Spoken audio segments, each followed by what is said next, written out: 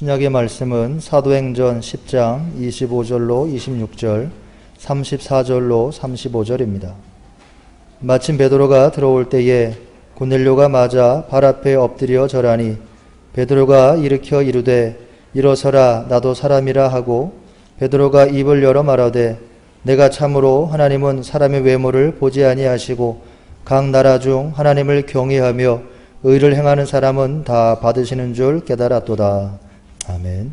서신서의 말씀은 요한일서 5장 1절로 3절입니다. 예수께서 그리스도이심을 믿는 자마다 하나님께로부터 난 자니 또한 낳으신 이를 사랑하는 자마다 그에게서 난 자를 사랑하느니라.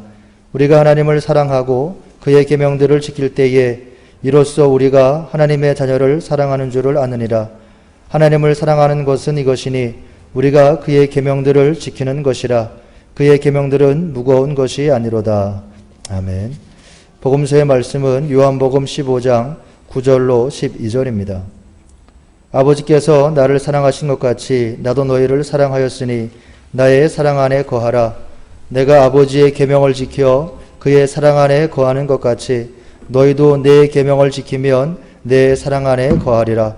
내가 이것을 너희에게 이름은 내 기쁨이 너희 안에 있어 너희 기쁨을 충만하게 하려 함이라. 내 계명은 곧 내가 너희를 사랑한 것 같이 너희도 서로 사랑하라 하는 이것이니라. 아멘. 주님의 말씀입니다. 오늘은 부활절 6째 주일입니다.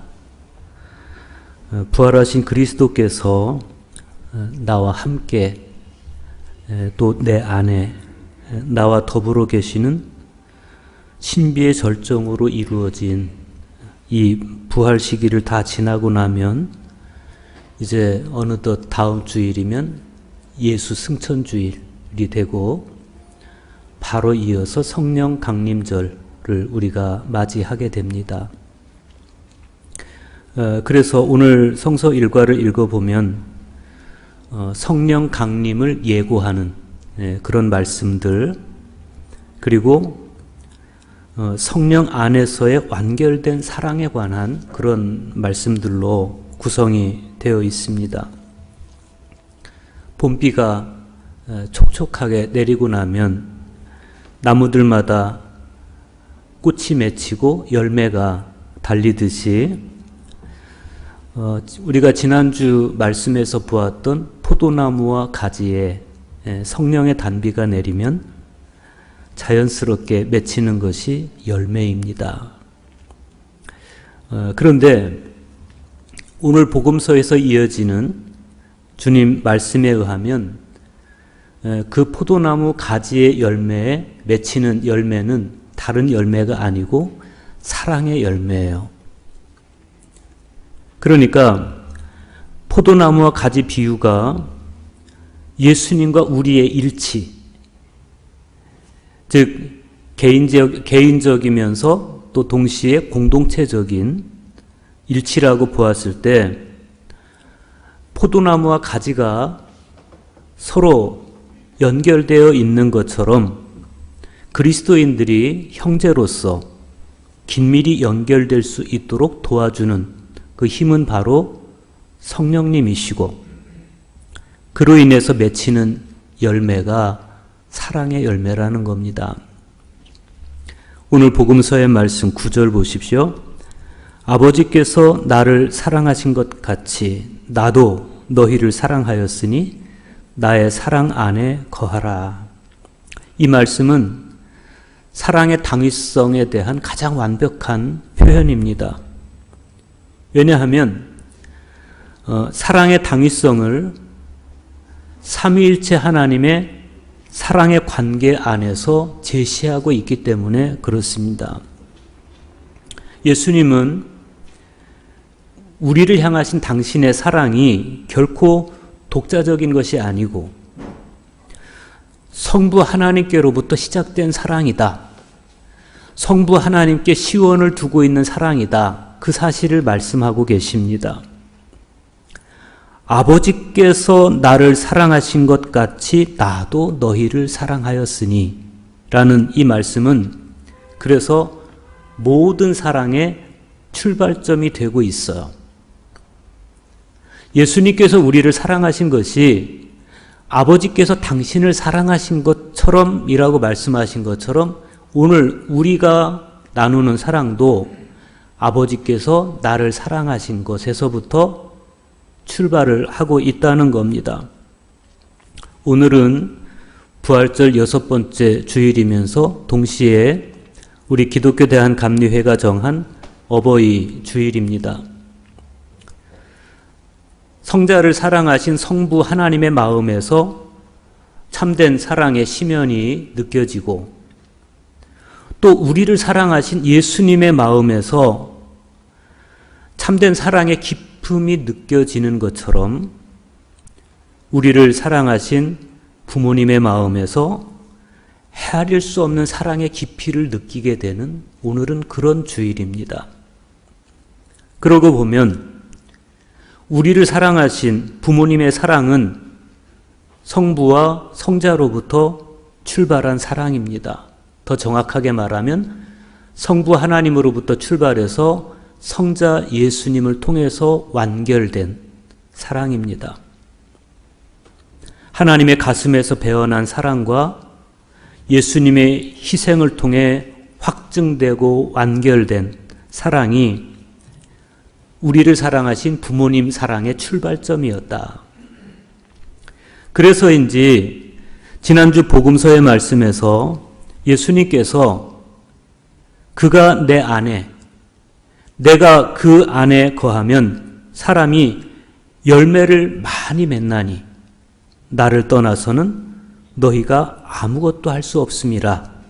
이렇게 말씀하신 이 말씀은 사랑할 수 있는 능력이 내 안에 있는 것이 아니라 주님 안에 있고, 그래서 우리가 그리스도 안에 온전하게 있을 때만 비로소 참된 사랑을 할 수 있다. 그 사실을 말씀하는 거예요. 여러분은 사랑할 수 있는 능력이 여러분 안에 있다고 생각하십니까? 우리 사랑은 아침 다르고 저녁 달라요. 조금만 사건 하나만 생겨도 금방 사랑이 미움으로 변하고 증오로 변하기도 하고 사람이에요.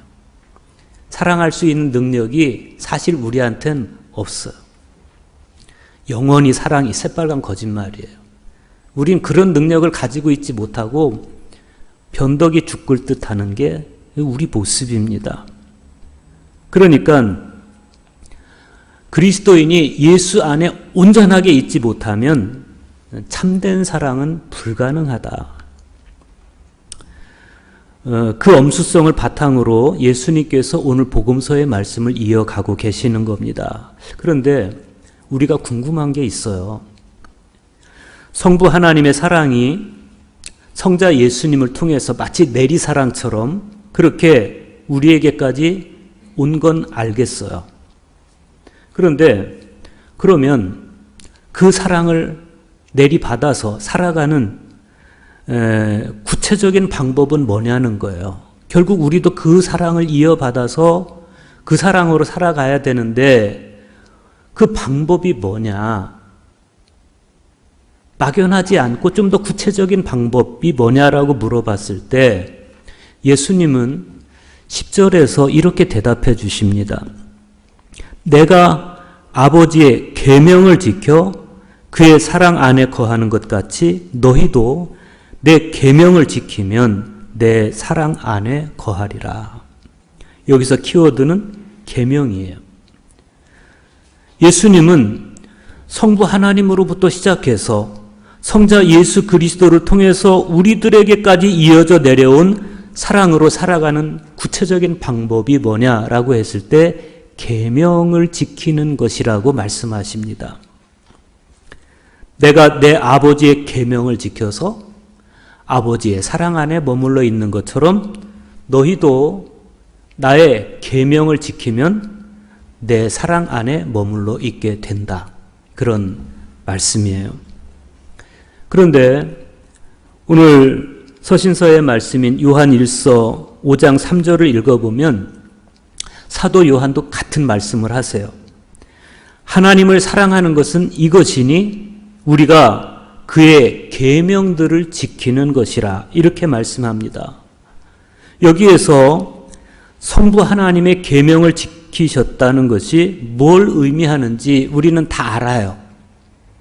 예수님께서 성부 하나님의 계명을 지켰다는 게 뭔지 우리는 다 알아요. 뭐예요? 예수님은 당신의 목숨을 버려서 우리를 사랑하셨습니다. 그럼으로써 당신께서 성부 하나님의 사랑 안에 거하셨다는 거예요. 그렇다면 우리 역시도 계명을 지키는 게 뭔지를 우리도 알고 있어요. 마음을 다하고 목숨을 다하고 뜻을 다해서 하나님을 사랑하고 이웃을 우리 자신같이 사랑하는 것, 이게 계명을 지키는 거예요. 우리는 이 사랑의 계명을 지킴으로써 예수님 사랑 안에 거할 수 있다. 예수님 안에 거할 수 있다. 이게 예수님께서 하신 말씀입니다. 그리고 그 사랑의 계명을 지킬 때 우리는 예수님께서 사랑하심으로써 얻으신 기쁨으로 우리의 영혼을 채울 수가 있어요. 성대 바실리우스는 세례론에서 이렇게 말합니다. 계명을 지키는 것이 사랑의 가장 중요한 표시라면 사랑이 없을 경우 영광스러운 선물인 은사들조차 아무런 도움이 되지 못하리라는 것을 알고 우리는 몹시 두려워해야 합니다. 사랑이 없다면 우리가 계명을 지키는 것들이 자신의 뜻을 만족시키는 것이 되고 말 것입니다. 그러니까 이 무슨 말씀이냐면 계명을 지키는 것이 사랑의 표현이라면 만약에 우리가 계명을 지키는데 그 안에 사랑이 없어요. 그러면 그건 그렇게 계명을 지키는 것은 의미가 없다는 거예요. 사랑이 담겨 있지 않은 계명을 지키는 것은 의미가 없다. 그건 자기 만족이 되고 말 것이다. 정말 그렇습니다. 그 어떤 숭고한 계명이라도 그냥 그것을 사랑이 결여된 표면적으로만 지키는 계명, 그 계명은 사랑의 증거가 될 수도 없고 오히려 진정한 사랑을 하는데 걸림돌이 되고 말 것이고 어설프게 사랑하면서 자기 자랑만 하고 마는 자기 만족에 그치는 그런 사랑이 될 가능성이 많죠. 우리가 신앙의 눈을 떠서 십자가 위에서 펼쳐졌던 예수 그리스도의 사랑의 파도에 깊이 잠기게 될 때 그때 비로소 우리가 깨닫는 게 있어요. 뭡니까?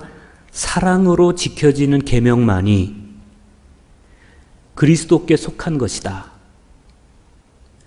사랑으로서 지켜지는 계명만이 그리스도께 속한 것이다. 그리고 예수님께서 아버지의 계명을 지킴으로써 아버지의 사랑 안에 거하셨던 것처럼 우리 또한 예수님의 계명을 사랑으로서 지켜나갈 때 예수님 사랑 안에 거하게 된다는 것이죠. 다시 복음서의 말씀으로 돌아와서 11절 보십시오. 내가 이것을 너희에게 이름은 내 기쁨이 너희 안에 있어 너희 기쁨을 충만하게 하려 함이라. 그러니까 주님께서 이 말씀을 하시는 이유는 부담을 주기 위해서, 사랑에 대한 부담을 주기 위해서 이 말씀을 하시는 게 아니라 사랑함으로써 예수님의 기쁨이 우리 안에 있게 하기 위해서 그렇다는 거예요. 그러니까 사랑은 기쁨을 준다는 겁니다. 내 기쁨이 너희 안에 있어 너희 기쁨을 충만하게 하려 함이라. 이 말씀은 나에게 기쁨이 되는 일들이 너희에게도 기쁨이 될 것이다. 그런 말씀이고 우리가 서로 사랑할 때 나의 내면으로 주님의 기쁨이 물밀듯이 밀려들어서 내 기쁨이 너희 안에 충만하게 될 것이다. 그런 말씀이에요. 진짜 기쁨은 예수님의 기쁨이 나의 가슴에서 요동칠 때, 그게 진짜 기쁨이에요. 그러니까 그 기쁨을 매개로 해서 예수님과 나 사이에 친교가 이루어지는 겁니다. 진정한 친교, 예수님과 나 사이에 진정한 친교는 이 기쁨을 매개로 이루어지는 거예요. 부부끼리도 친교가 잘 안 될 때가 있어요. 원수같이 느껴지고, 장광순 권사님 고개를 끄덕끄덕 하시는데, 그러면 우리 서범일 장로님 의문의 일패를 당하셨어요. 저는요, 가끔 제 아내하고 서먹해지면, 손주 사진을 슬쩍 보여줘요. 그러면 좋아해요. 그러면 그걸 매개로 해서 부부 사이의 기쁨이 회복이 돼. 이 중요한 거예요. 친교가 회복이 되는 거예요. 그러니까 하나님과 나 사이에, 예수님과 나 사이에 친교가 온전하게 되려면 누구를 사랑하면 되는 거예요. 그래서 예수님이 사랑하는 분을 나도 사랑하는 증거를 보여드리면 예수님이 기뻐하셔요. 이게 친교라는 거예요. 진정한 코이노니아가 거기서 이루어집니다.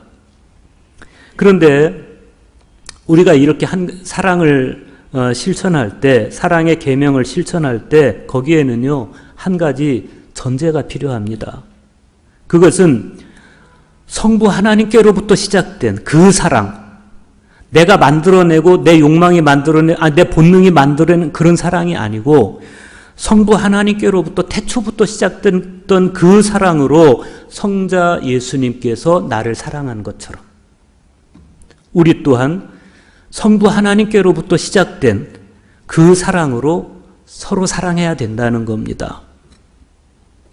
내가 만들어낸 사랑은 변질되기가 쉬워요.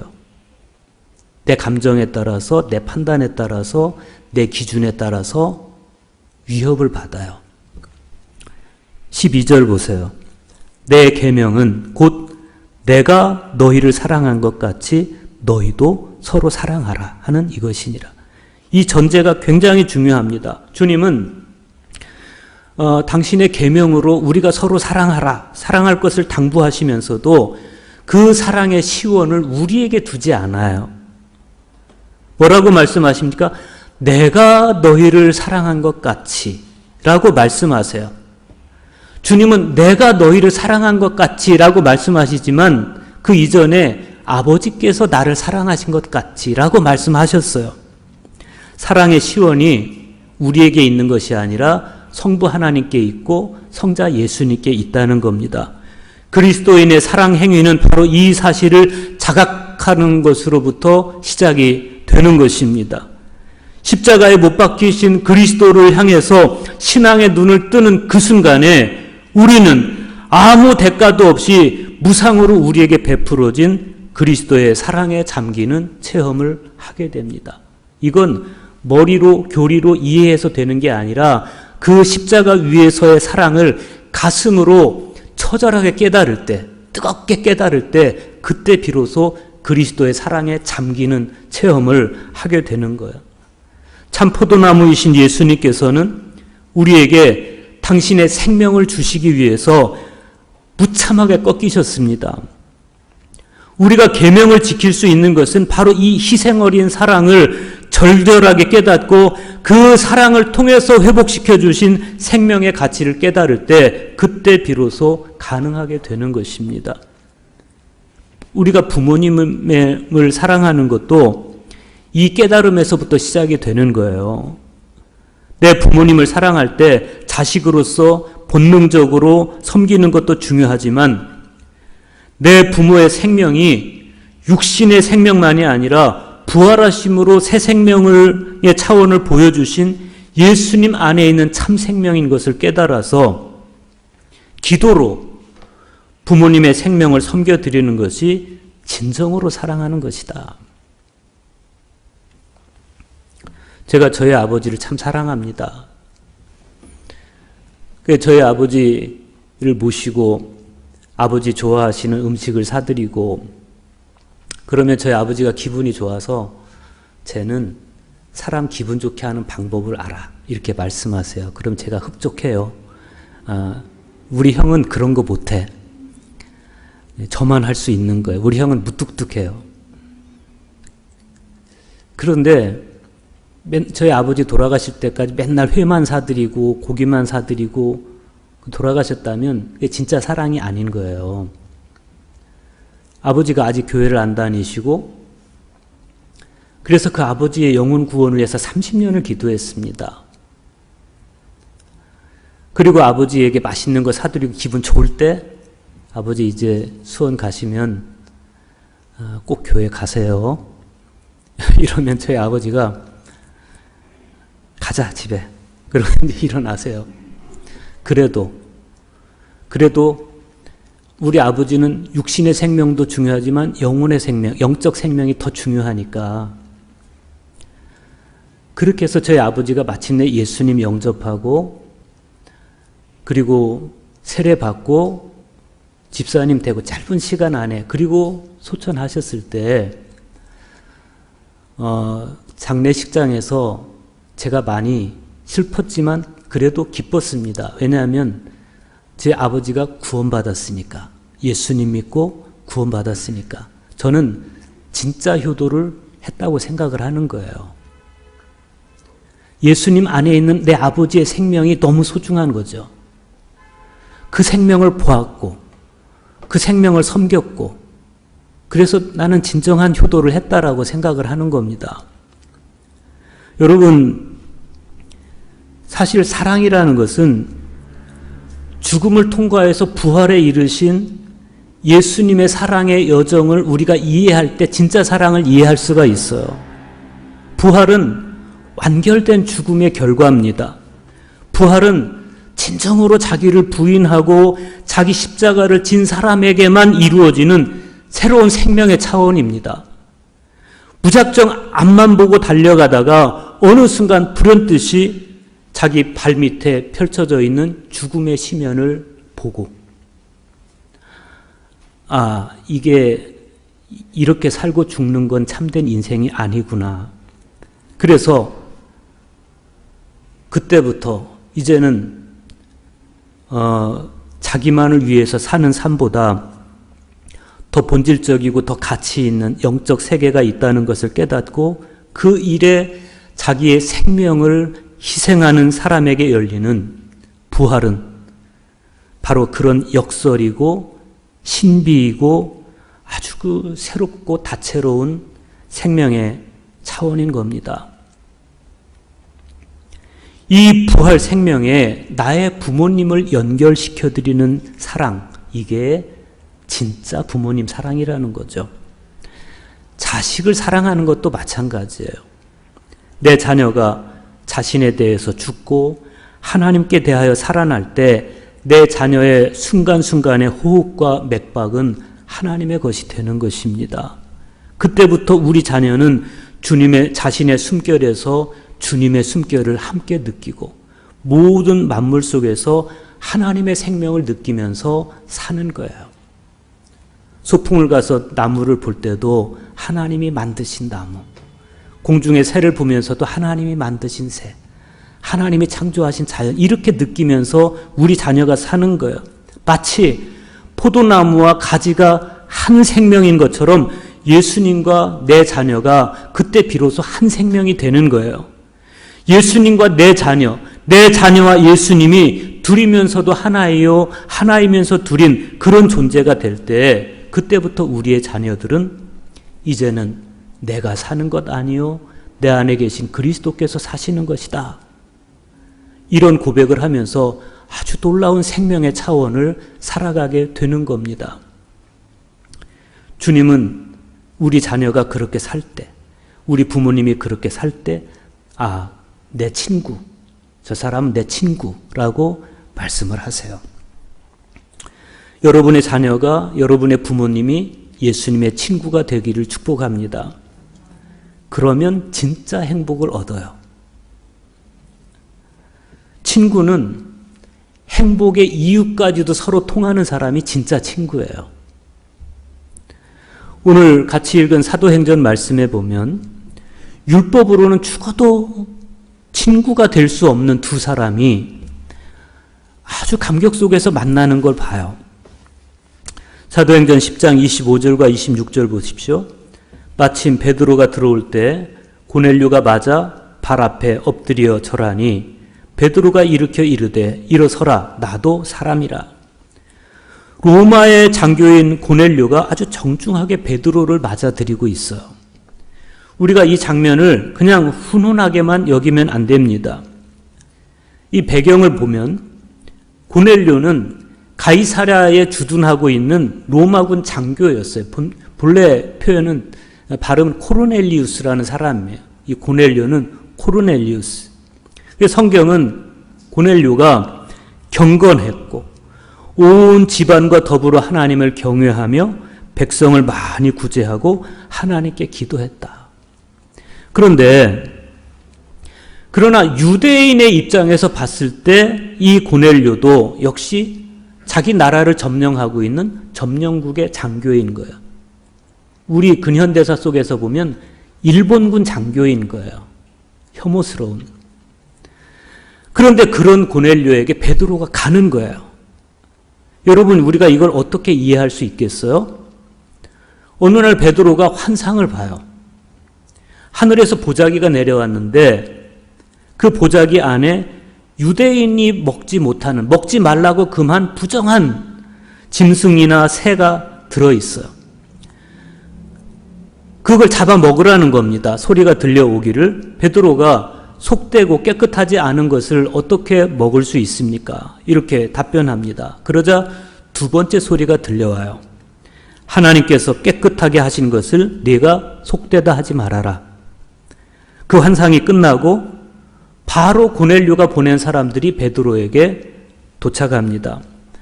그들에게 전후 사정을 다 듣고 나서 베드로는 비로소 두 번째 들려온 소리의 의미를 이해합니다. 하나님이 깨끗하다고 하신 것을 네가 속되다고 하지 말아라. 하나님을 경외하며 삶이 경건한 사람, 그래서 하나님께서 깨끗하게 하신 사람을 단지 그가 이방인이라는 이유, 자기 나라를 점령하고 있는 점령국의 장교라는 이유로 차별하거나 편견을 갖지 말아라. 이런 말씀이에요.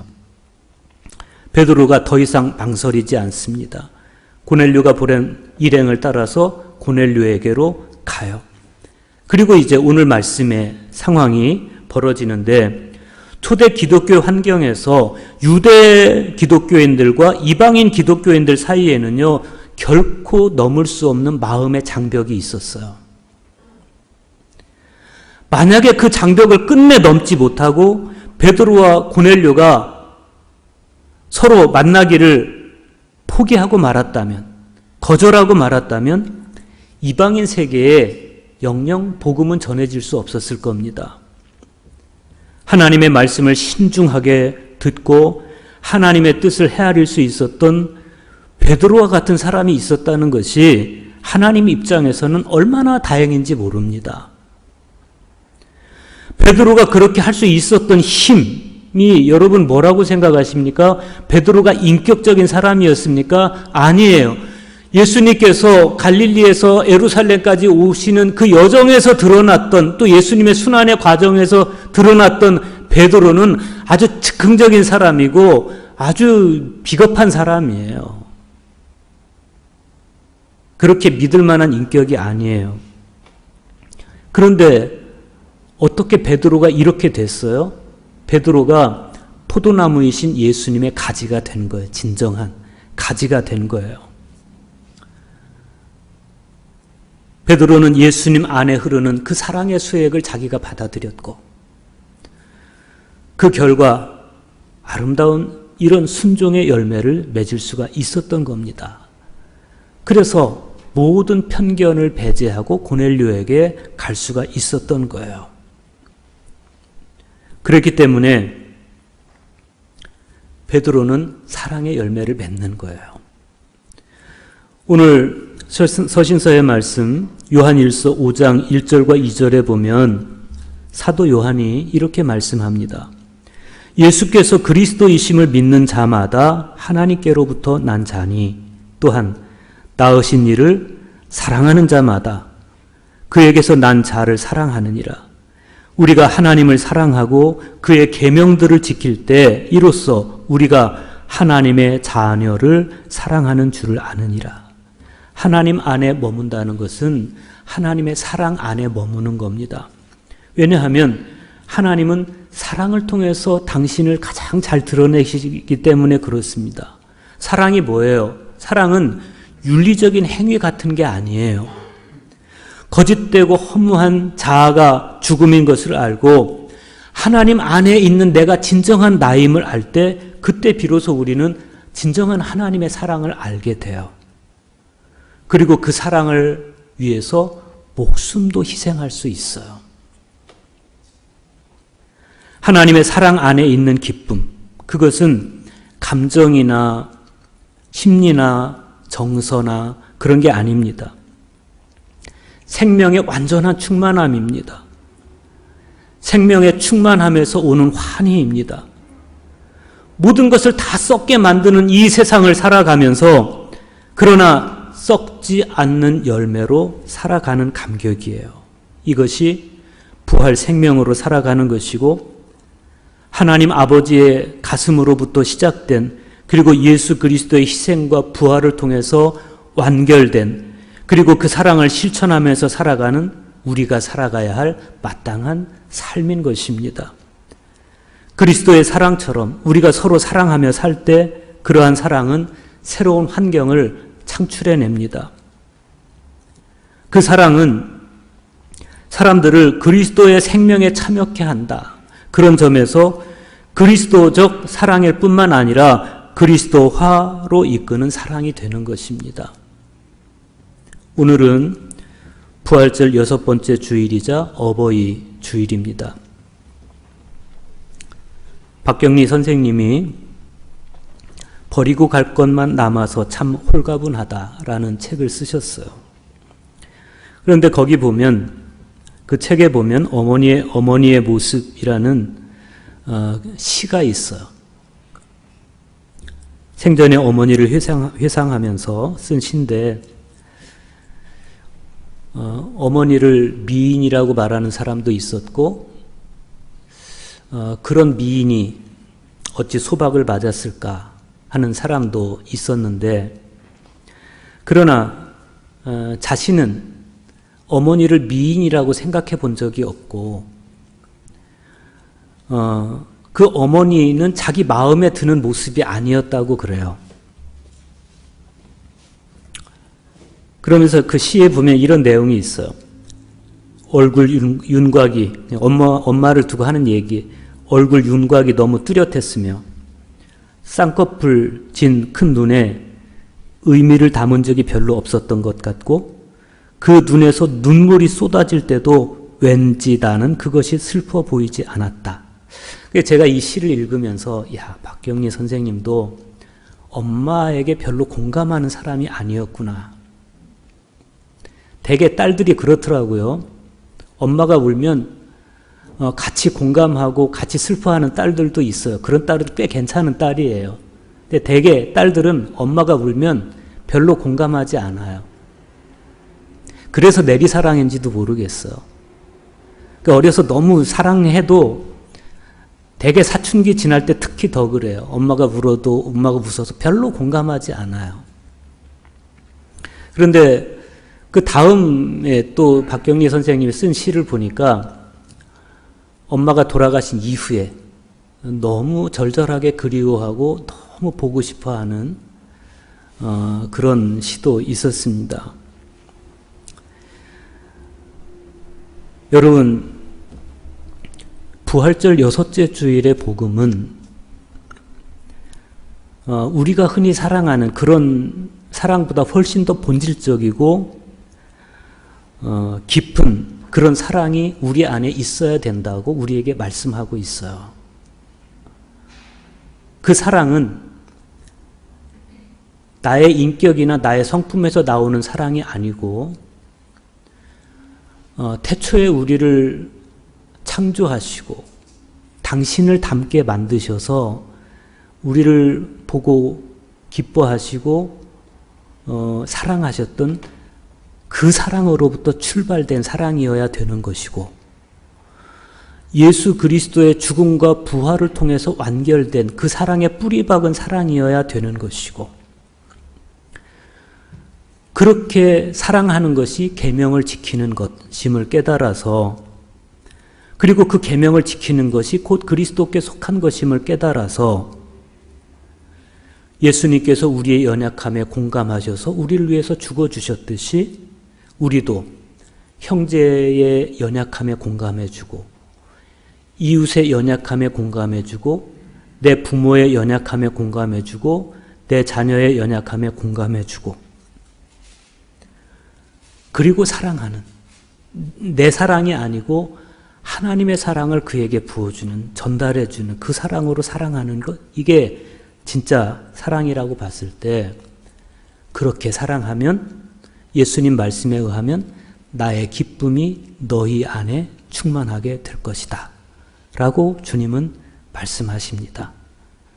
우리가 그렇게 사랑해서 주님의 기쁨이 우리 가슴 속에 항상 샘물처럼 넘쳐 흐르기를, 그래서 나의 기쁨이 되기를 주님의 이름으로 축원합니다.